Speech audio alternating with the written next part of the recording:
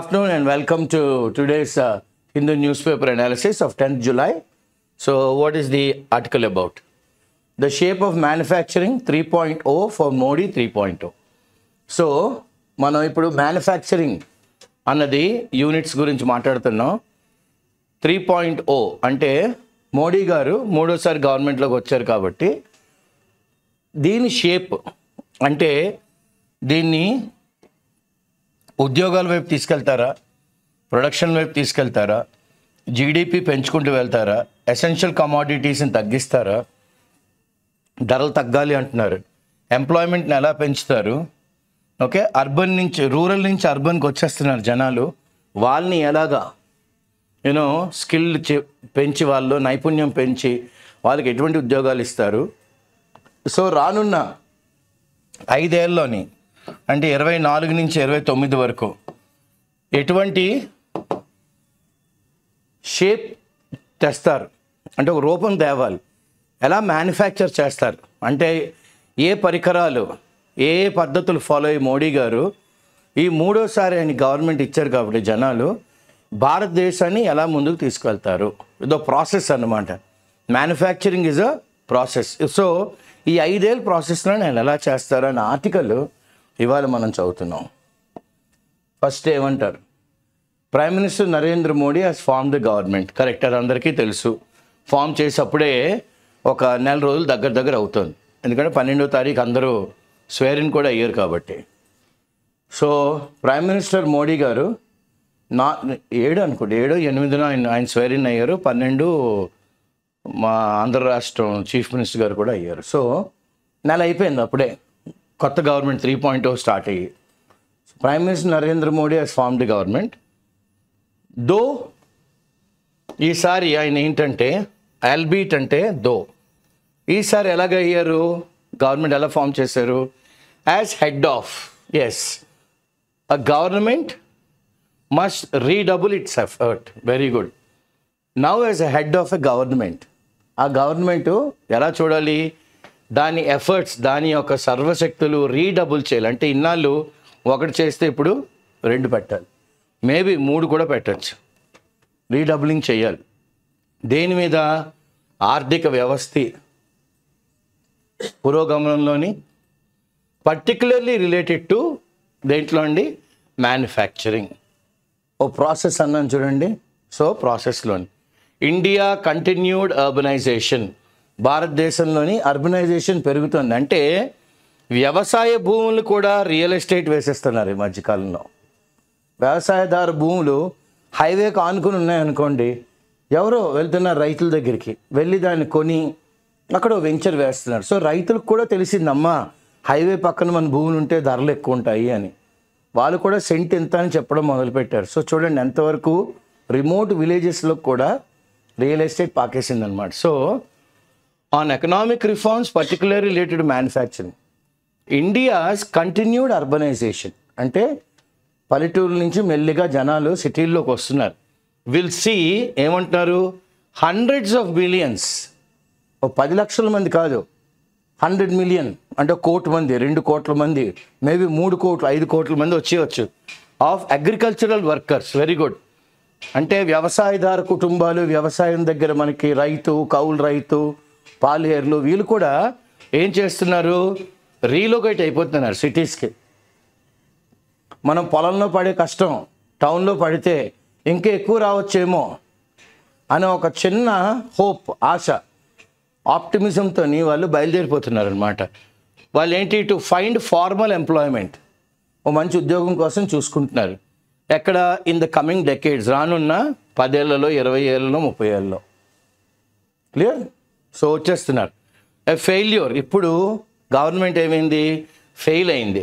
To generate low skilled employment అంటే ఇప్పుడు ఈ వ్యవసాయదారు కుటుంబాల నుంచి వచ్చిన వాళ్ళకి మేబీ లాంగ్వేజ్ స్కిల్స్ ఉండకపోవచ్చు, మేబీ టెక్నికల్ స్కిల్స్ ఉండకపోవచ్చు, మేబీ కంప్యూటర్ స్కిల్స్ ఉండకపోవచ్చు, మేబీ ఉంటాయి అని మాత్రం అంటలేదు, ఉండవు అని కూడా అంటలేదు.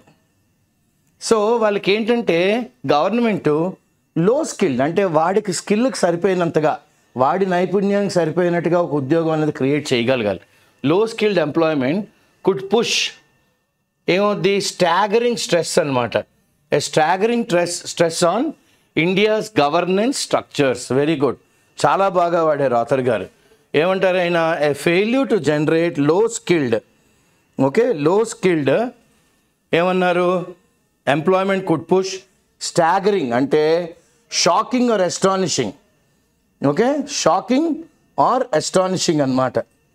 ఇది ఒక షాక్ మనకి, షాకింగ్ ఆర్ ఎస్టానిషింగ్, స్టాగరింగ్ అంటే.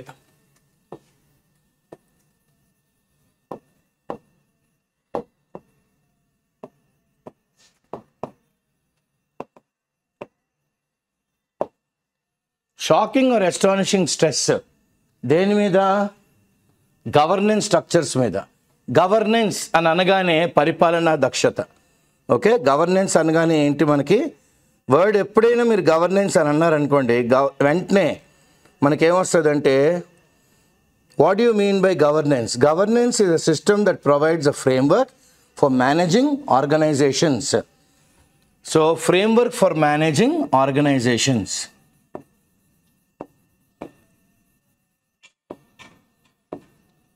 ఫర్ మేనేజింగ్ ఏంటండి ఇది, ఆర్గనైజేషన్స్.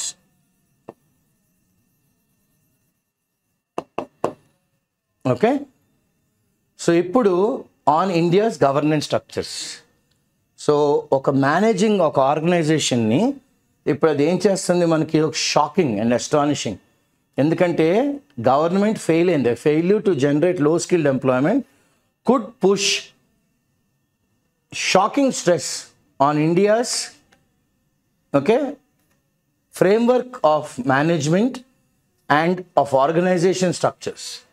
ఇప్పుడు ఏం చేయాలి, success in manufacturing will not only help India domestic trade అంటే ఇండియాలోని వాడకడం కోసమే కాదు, అండ్ ఎంప్లాయ్మెంట్ గోల్స్ అంటే ఉన్న వాళ్ళకి ఉద్యోగ అవకాశాలు, but also okay, but also expand resources for వనరులన్నిటిని ఫర్ నేషనల్ సెక్యూరిటీ.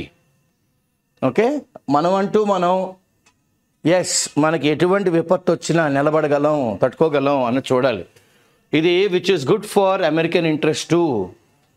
ఇది అమెరికన్స్ కూడా ఈ interest, this is good. Yes, India is now self reliant అని అనుకోవాలి వాళ్ళు కూడా. Manufacturing base must improve. Very good. When the Modi government first took office 2014లోని, the government committed to increase manufacturing as a percent of gross domestic product, GDPగా. ఎంతవరకు తీసుకెళ్తా ఉన్నారండి, 15 నుంచి 25 పట్టుకెళ్ళిపోతా ఉన్నారు. ఎప్పటికీ 2025 అంటే ఇంకొక సంవత్సరం ఉందంటే +1, because we are already on 2024. Okay, the writer can point. ఇప్పుడు ఈ ఆర్టికల్ రాసిన ఆయన బైలైన్ ఎవరైతే రాశారో కొన్ని సిగ్నిఫికెంట్ ప్రాముఖ్యమైన ఆర్థిక రిఫార్మ్స్ జరిగినాయి. Significant, okay, important, very important, economic, relating to business and commerce, business and commerce reforms, మార్పులు. I will write this in Telugu, మార్పులు. ఓకే, సో ఆర్థికంగా మనం ఎలా నిలదొక్కోవాలి అన్నది చాలా ప్రాముఖ్యమైన మార్పులు. Some significant reforms that should have helped. ఆ రిఫార్మ్స్ కానీ చేస్తుంటే should have helped this target become a reality. అంటే 25% తీసుకెళ్ళడం వాస్తవం అయ్యేది. బికమ్ అ రియాలిటీ అంటే ఏంటి, అయ్యిందా అవ్వలేదా, రీడింగ్ కాంప్రహెన్షన్ చదివినప్పుడు అవ్వలేదు. సో మోస్ట్ నోటబుల్లీ అంటే మనం చూస్తే మనకి బాగా తెలిసేది ఏంటంటే, మోస్ట్ నోటబుల్లీ దీనికి మనం ఆమోదముద్ర ఇచ్చాం, approval of the GST. Approval of the GST in 2017 which largely unified. ఈ జిఎస్టీ వల్ల ఏమైందంటే చాలా యూనిఫై అయిపోయింది India state level codes. Okay, 2017లో జిఎస్టీ ఏం చేసింది అంటే 2017లోని ఇది లార్జ్లీ యూనిఫైడ్ చేసింది, అన్నిటినీ కల్పిస్తుంది అన్నమాట. Okay, state level tax codes అన్నిటిని. నేను నెక్స్ట్ ఏమంటారు, India has a massive employment creation requirement. Yes, ఇప్పుడు unemployed graduate and under graduate youth చాలామంది ఉన్నారు. వాళ్ళ కోసం అట్లీస్ట్ మొన్న ఏదో న్యూస్ పేపర్లో చదివితే 2 కోట్లు 4 కోట్ల ఉద్యోగాలు క్రియేట్ చేయాలి. 4 కోట్ల ఉద్యోగాలు క్రియేట్ చేయాలి. అంతమంది క్వాలిఫై ఉన్నారు, ఇండియాలో వెయిట్ చేస్తున్నారు. So India has a massive employment creation requirement. About half of Indian labour okay remain mired in, ఇది మంచి వర్డ్, రిమైన్ మయర్డ్ ఇన్ అంటే కూరుకుపోయారు అనమాట. The remain mired in low productivity agriculture. చాలామంది ఎక్కడ ఉండిపోయారు దేవుడా అంటే క్లియర్ ఆథర్ గారి ప్రకారం ఏమంటున్నారు ఆయన, they are involved in difficulty especially for a long period of time. ఒక డిఫికల్ట్ సిచ్యువేషన్లో ఉండిపోయారు. డిఫికల్ట్ సిచ్యువేషన్ ఎప్పటి వరకు? For a long period of time, for a long period of time.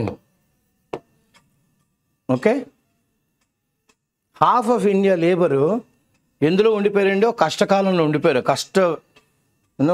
సిచ్యువేషన్లో ఉండిపోయారు అనమాట. చాలా చాలా ఏళ్ళ బట్టి ఉండిపోయారు. అదేంటి?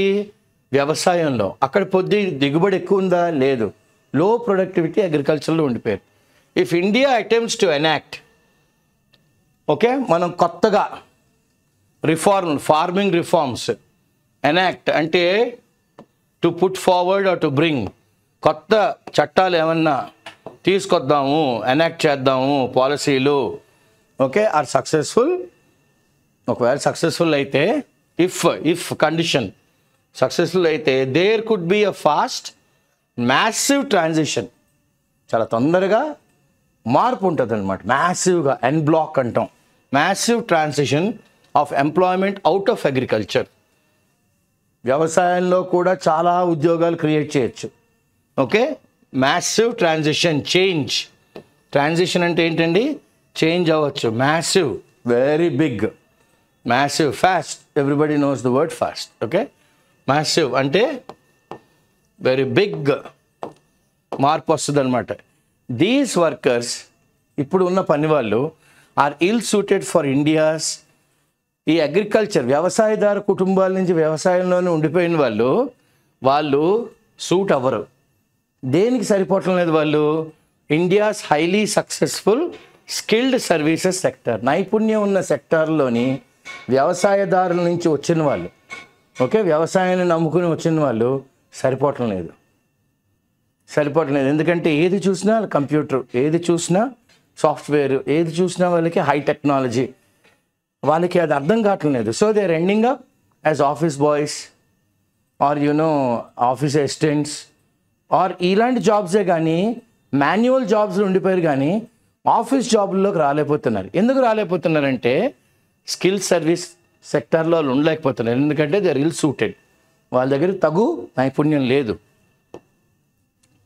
సెకండ్ రీజన్ ఏంటంటే behind India's desire to Boost manufacturing is the nations goods trade deficit. మనకి ట్రేడ్ డెఫిసిట్ చాలా ఉంది. అంటే డెఫిసిట్ అంటే తక్కువ, గూడ్స్ ట్రేడ్ డెఫిసిట్ చాలా ఉంది, అంటే ఫిల్ చేయవలసింది చాలా ఉంది. డిస్పైట్ ఎ పర్సెప్షన్, అంటే అందరూ ఏమనుకుంటున్నారంటే perception, the way we think that India's anti trade, భారతదేశం అంటే బిజినెస్, ఎకనామిక్స్, ట్రేడు, కామర్సు అబ్బాయి పెద్దగా దానికి ఇష్టం లేదండి అని అనుకుంటుంది ప్రపంచం. Okay, despite a perception that India's anti trade, India had a little over okay ఎంత అయిందండి? $1 trillion చేసింది in goods trade in the last 12 నెలల్లో. గత 12 నెలల్లోనే మనం మంత్స్లో ఓకే $1 trillion చేసాం, $1 చేసాం. ఓకే, అండ్ $250 billion డెఫిసిట్ ఉంది మనకి. $250 డెఫిసిట్ ఓకే లోటు ఉందన్నమాట, డెఫిసిట్ ఉంది. డ్యూరింగ్ దట్ పీరియడ్ ఏది $1 trillion జరిగినప్పుడే ఓ 250 కూడా తక్కువ ఉందంటే $750 సాలిడ్గా చేసాం $billion. While hydrocarbon imports account for, మనం ఎక్కువ దేన్ని ఇంపోర్ట్ చేసుకుంటున్నాం? హైడ్రోకార్బన్ ఇంపోర్ట్స్ ఎంత శాతం అంటే account for over 1/4 of India's imports, అంటే ఇండియా కానీ 100% తెచ్చుకుంటుంది అనుకోండి, అందులోని 1/4 అంటే 25% దేనికి వెళ్ళిపోతుందంటే హైడ్రోకార్బన్ ఇంపోర్ట్స్కి వెళ్ళిపోతుంది. హైడ్రోకార్బన్ ఇంపోర్ట్స్కి సగం డబ్బులు వెళ్ళిపోతున్నాయి. మనం ఇంపోర్ట్ చేసుకుంటే ఏంటి అర్థం? మన డబ్బులు కట్టాలి. హైడ్రోకార్బన్ ఇంపోర్ట్స్, మ్యానుఫ్యాక్చర్డ్ గూడ్స్, ఇవేంటండి? హైడ్రోకార్బన్తో తయారు చేసిన ఎలక్ట్రానిక్స్. ఫస్ట్ మనం ఎందులో పెంచుకోవాలి? ఎలక్ట్రానిక్స్. ఏ ఫోన్ చూసినా ఇండియాలోనే ఐ అంటారు, లేకపోతే ఒప్పో అంటారు, లేకపోతే షామీ అంటారు, శాంసంగ్ అంటారు, కానీ ఇండియాలో తయారు చేసింది అన్నీ చూడండి. సో మన డబ్బులు ఎక్కడికి వెళ్ళిపోతున్నాయి? కార్లు చూడండి, Indian roads are dominated by foreign cars. ఇండియాలో తయారైన కార్లు 1-2 కంపెనీలు, 3 మ్యాక్సిమం 10 కంపెనీలు ఉంటాయి. మిగతా అన్నీ ఇంపోర్టెడ్ కార్సే. Clear? From various countries, Korea నుంచి, జపాన్ నుంచి, లండన్ నుంచి వచ్చే Audi వచ్చింది. అయితే for example BMW from Germany also he's coming to India. The dominating India roads are the Indian roads. So ఇదేంటిరా అంటే 1/4 electronics are a substantial import component. So మనం ఏ కాంపోనెంట్ ఎక్కువ తీసుకుందామంటే substantial, enough, having enough support, enough substantial, దండిగా import component. When looking at trade more Bradley, మనం కానీ జరుగుతున్న ట్రేడ్ అంతా బాగా బ్రాడ్గా చూస్తే India enjoys a large surplus. మనకి ఎక్కువ ఉందన్నమాట. ఎందులోని?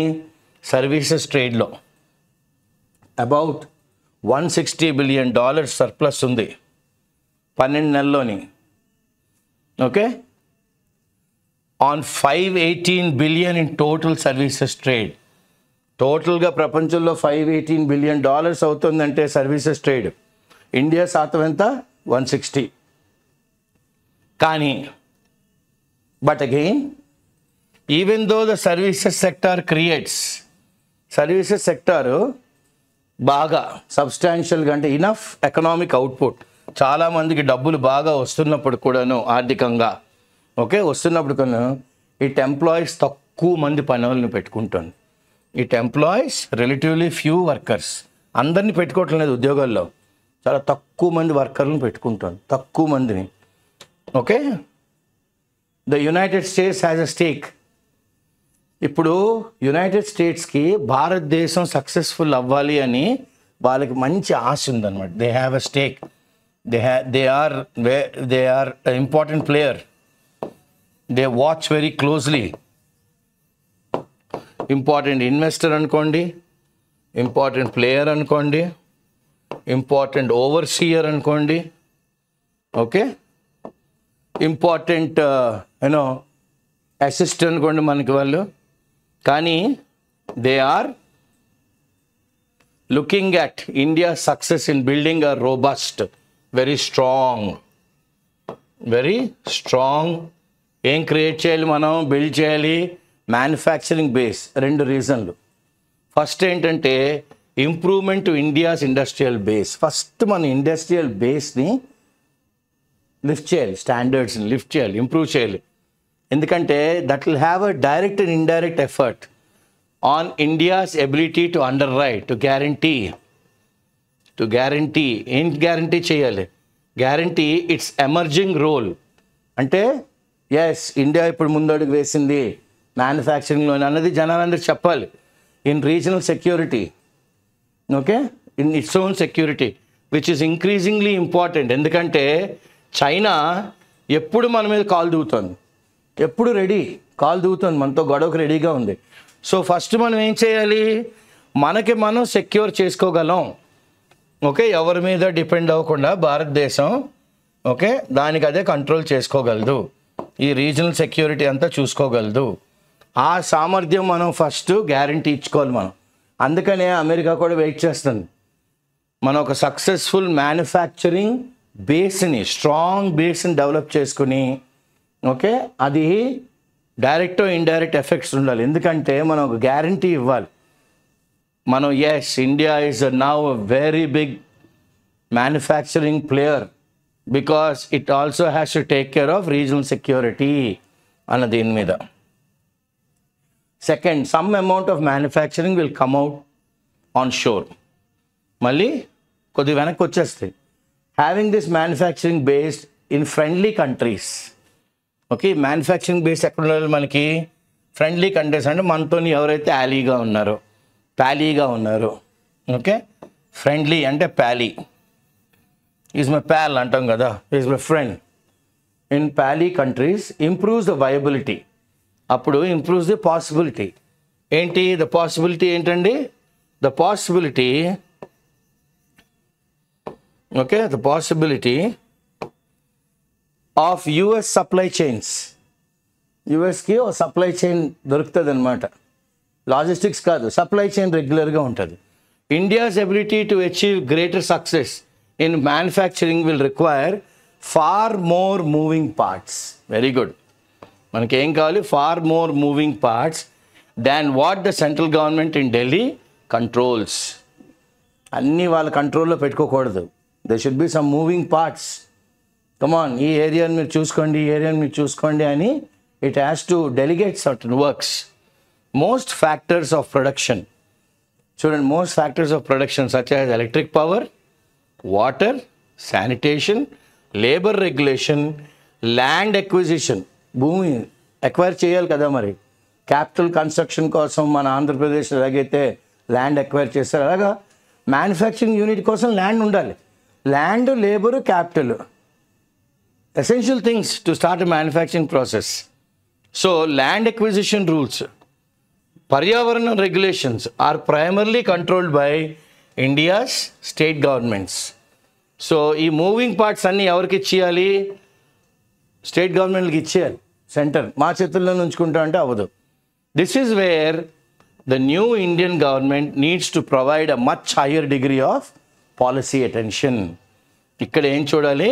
Policy attention. చాలా జాగ్రత్తగా 3.0లో మంచి పాలసీ స్టేట్ గవర్నమెంట్లకే ఈ ఏరియాలన్నీ మీరు చూసుకోండి అని కాస్త వాళ్ళకి ఫ్రీడమ్ ఇచ్చేయాలి. States and their business environments. Very good. State దాని యొక్క స్టేట్కి డబ్బులు రావాలి కదా వేరు వేరు విధాలుగా. సో ఆ బిజినెస్ ఎన్వైరన్మెంట్ ఏంటి? The Modi governments early attempts.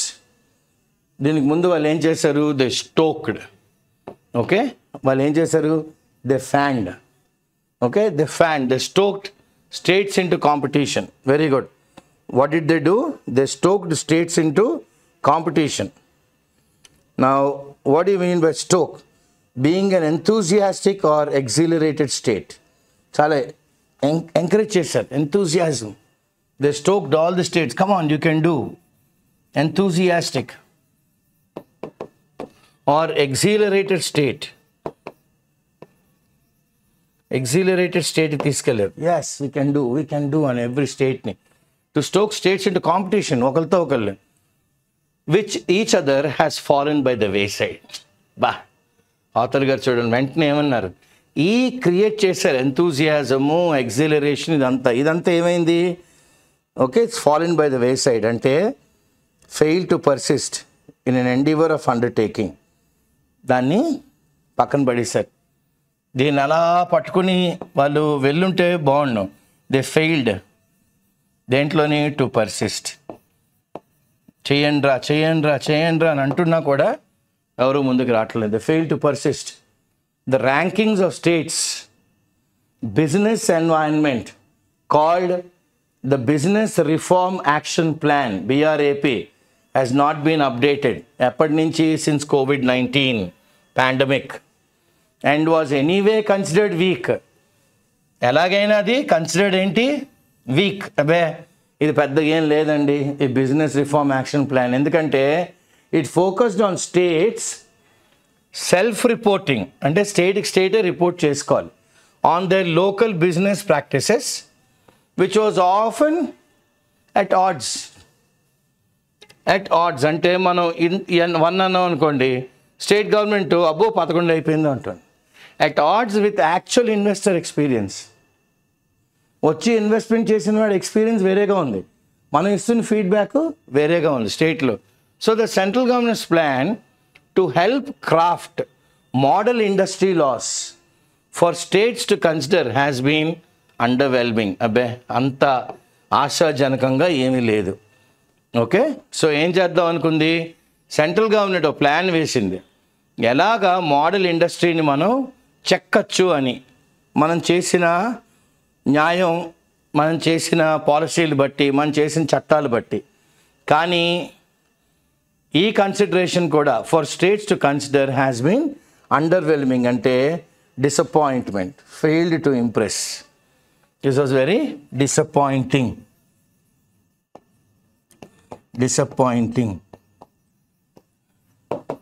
Failed to impress.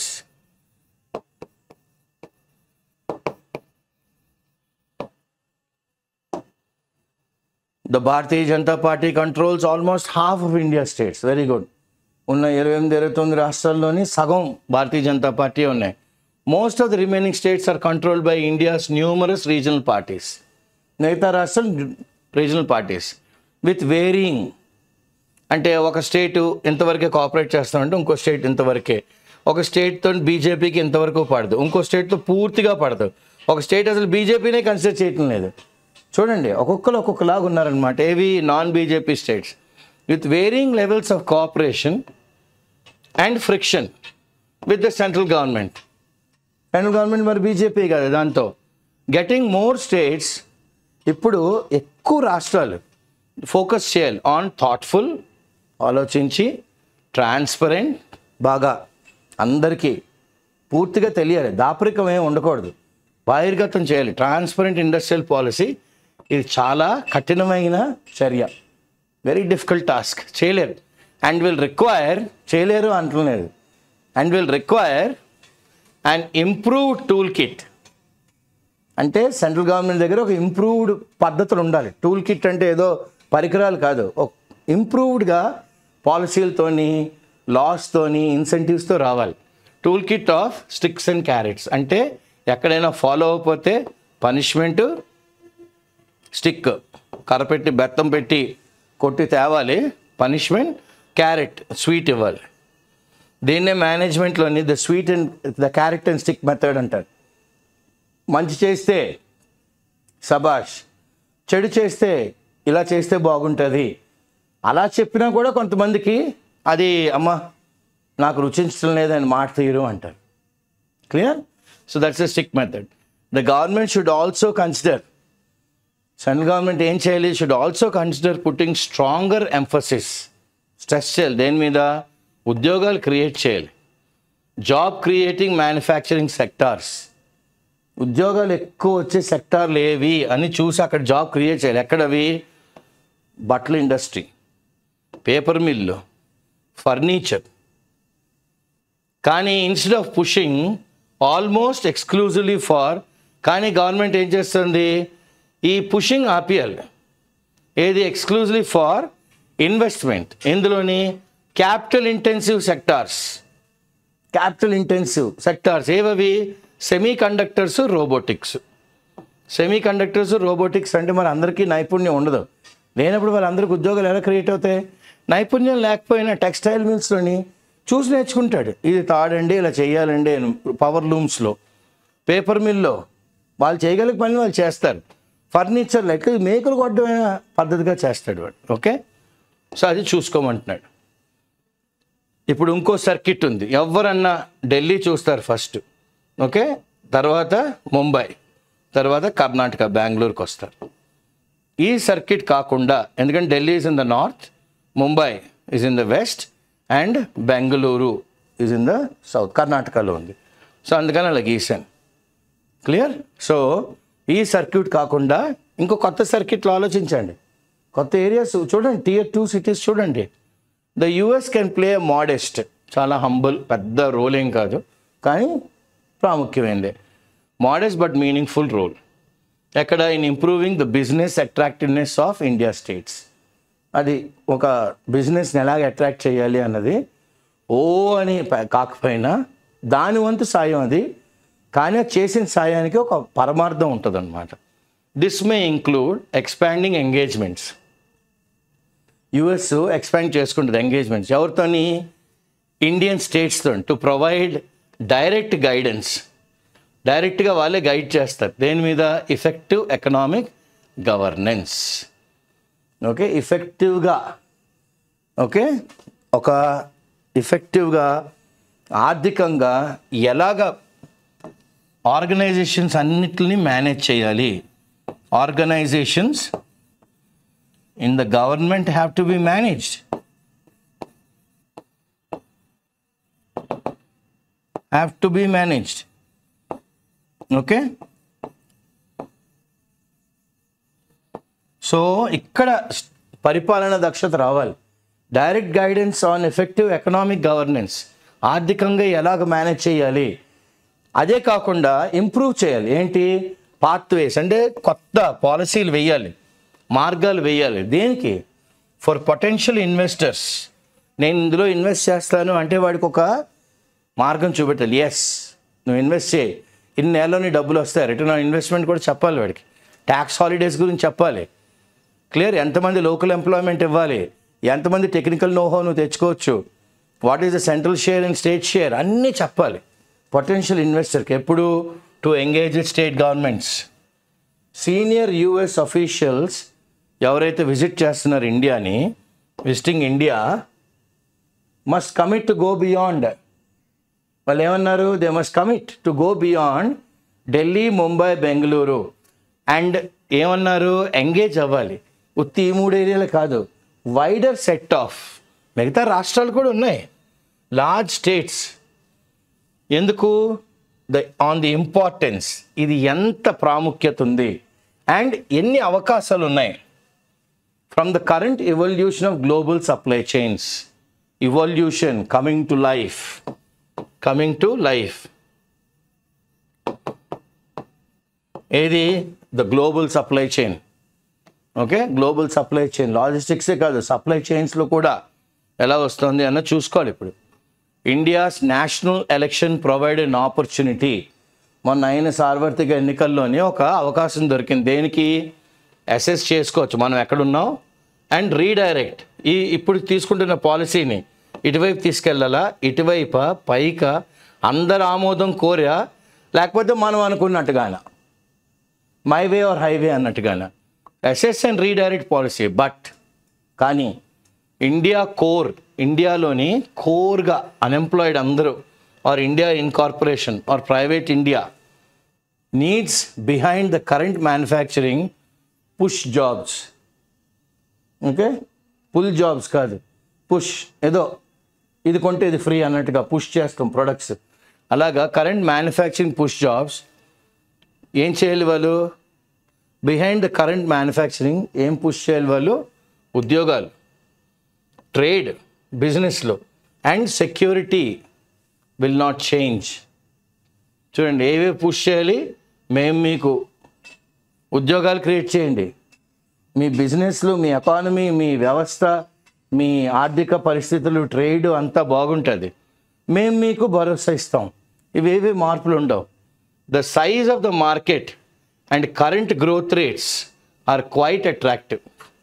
Market బాగుందండి, ఈ ప్రోడక్ట్కి గ్రోత్ చాలా బాగా కనబడుతుందండి, అట్రాక్టివ్గా కూడా ఉంది ఈ ప్రోడక్ట్ చేస్తే.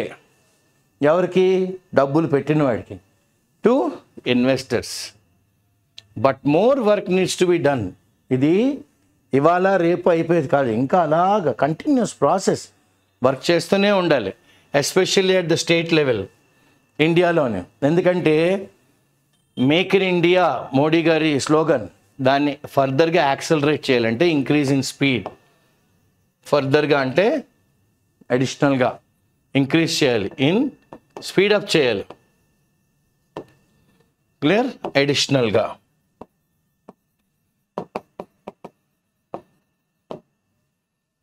క్లియర్? నెక్స్ట్ ఏమంటారు? The vocabulary. So what are the words that we have? Though, staggering అన్నారు కదా ఫస్ట్లోనే. Okay, it's a very staggering kind of situation అని. సో ఏమంటారు ఆథర్ గారు? Clear? Astonishing, deeply shocking or astonishing.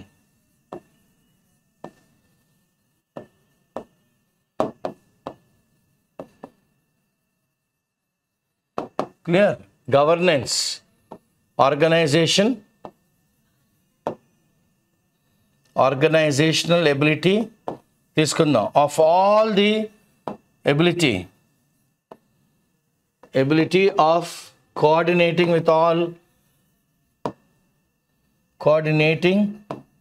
With all arms of the government.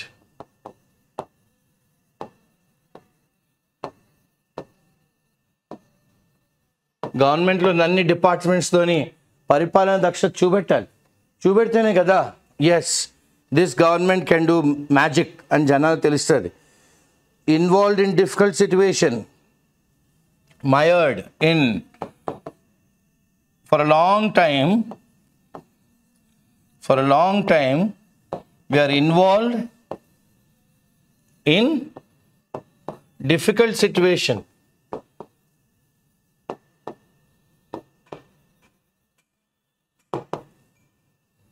Substantial, have enough.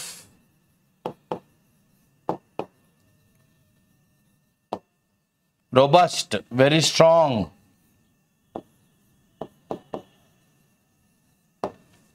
Underwrite, it's a guarantee. Government చెప్పాలి ఇన్వెస్టర్స్కి, మీరు రండి, మా స్టేట్ చాలా బాగుంటుంది, మీకు మేము ఉన్నాం కదా మీకోసం, okay, we're here, we're guaranteeing you in case there is any damage అన్నది మనం చెప్పాలి వాళ్ళకి. Clear? Fallen by the wayside అంటే fail to persist. Okay, fail to persist.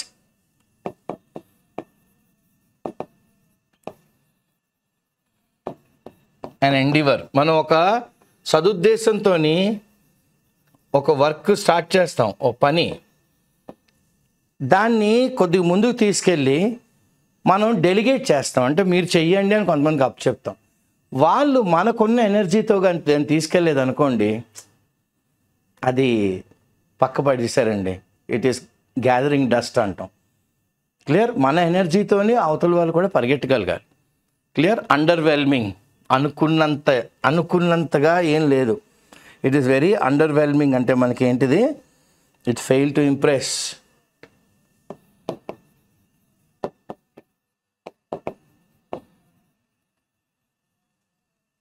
Cooperation, hand holding, ఎక్కడెక్కడైతే మనకి హెల్ప్ కావాలో అక్కడక్కడ మనకి చేయి పట్టుకుని నడిపించగలగాలి మనిషి. ఇక్కడ ఈ తప్పులు చేస్తున్నారు, ఇలా చేయండి అని, అది కోఆపరేషన్ అంటే. క్లియర్? ఫ్రిక్షన్, ఏ మిస్అండర్స్టాండింగ్.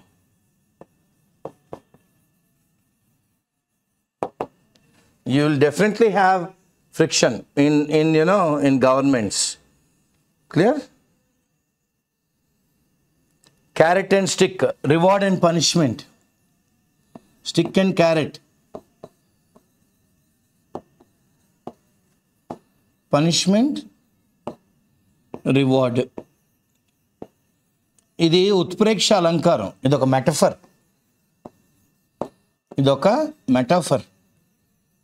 ఇదొక ఉత్ప్రేక్ష అలంకారం. గవర్నెన్స్ ఇందాక చేసాంగా, third one, yeah, same as 3 అని పెడతాను, లేదా I'm taking this up and adding it to third one. Clear? ఫైనల్గా ఏమంటారు ఆథర్ గారు? Evolution. Yeah, very good. Evolution అంటే ఇవాల్వ్, కమ్ టు లైఫ్.